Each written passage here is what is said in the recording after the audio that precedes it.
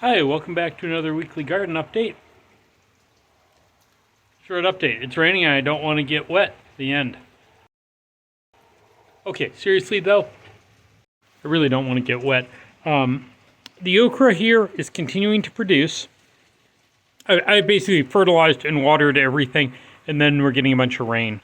So, that's kind of nice. The okra is continuing to produce. The problem is I don't like okra. So I've got a bunch of woody pieces on it. And we're just going to cut that off when I get time. One of the bucketed tomatoes, see that blue bucket, is actually coming back up, but we don't have it. Ooh, actually, looks like there is one yellow flower on the top of that. And behind it is a Thai chili that we've been growing indoors all year. Kind of in the black bucket there. That doesn't seem to be doing too well. The moringa trees, though, these four are like 1, 2, 3, 4 of those buckets are actually doing pretty well. They all got fertilized and they seem to be reacting fine to it. I've been in the process of moving dirt from my pond way over there. Isn't really much of a pond, over to the low spot in the yard. And I think I'm probably done with that because it's getting rained on and I want to move dirt, not mud. So we're going to see how that goes once there's like enough water to fill this. If you look over there, the chickens are out. Somebody cluck for me. Want to cluck for YouTube? Okay, they don't seem to be very talkative at the moment. They're like 6 months old and haven't got a lot of rain, so might be a traumatic experience for them. But they are pretty consistently producing about 5 eggs a day. This is the last 2 days worth of eggs. My wife's eating 4 to 5 eggs a day, so I gotta add more chickens to the flock if I want to get any. Now, over there, you'll see we've got a new raised bed at the end. I've filled that with I basically ran the tiller over it and then filled it with cardboard. So that should kill off the native, whatever grasses were there. The cardboard's going to starve them for life, or for light. The tiller probably got rid of a bunch of them. And I'm just filling that in with dirt from over there. When they dug the septic, all the dirt just got thrown over there. So I'm going to be using that dirt to fill it initially. Gotta be careful not to get my socks wet. Down here. I was planning to create another raised bed over there to replace the buckets and the tires.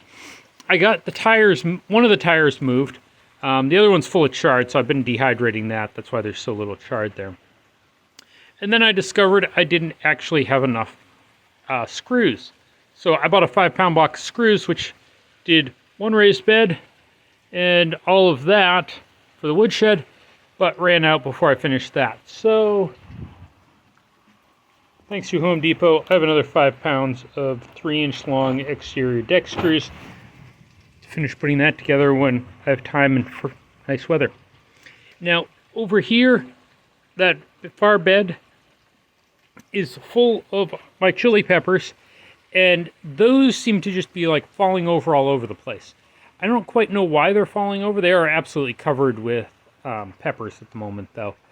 But it's almost November, so I'm not going to worry about it too much. We're kind of at the far end of the season anyway, so I'm going to get what peppers I can off that and probably stop worrying about them too much soon. Over here, as you can see, the first plant is a tomato, and that seems to be doing okay. That's putting on flowers. At the end, my heirloom tomato is just kind of like fallen out of its tomato cage and ended up on the ground. And that's also putting on a bunch of flowers. In between, I've got eggplant that aren't looking very good. Now, I did get a couple hornworms on the heirloom tomato at the end. Drop in video of them. Interestingly, they go like blurp and explode if you cut them in half with a pair of scissors. Over at the end, you can see I've got a couple tomato plants. They're just kind of growing bushy in that last raised bed. So I haven't got the rainwater capture hooked up yet. It's kind of annoying considering it's raining. I did get a filter to go on the top of the tote, and this is wire mesh. So that should at least control like the flow of debris into that.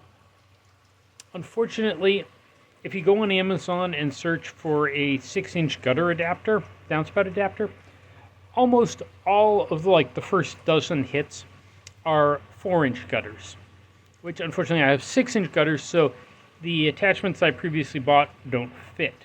So I'm now looking for a downspout adapter that is designed... Oh, my chickens is out. Way over there. Let's zoom in. Anyways, so I've got to get a downspout adapter for a 4x6 gutter instead of a 2x4 gutter or 3x4 gutter, whatever it is, which costs significantly more. I don't know why, but they're like more than double the price of those adapters. Camera doesn't want to focus on the chickens.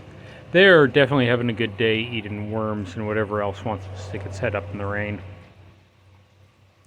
So my rainwater capture system is once again slightly delayed. The fastest I could get one of those things shipped is over a week for the right size adapter.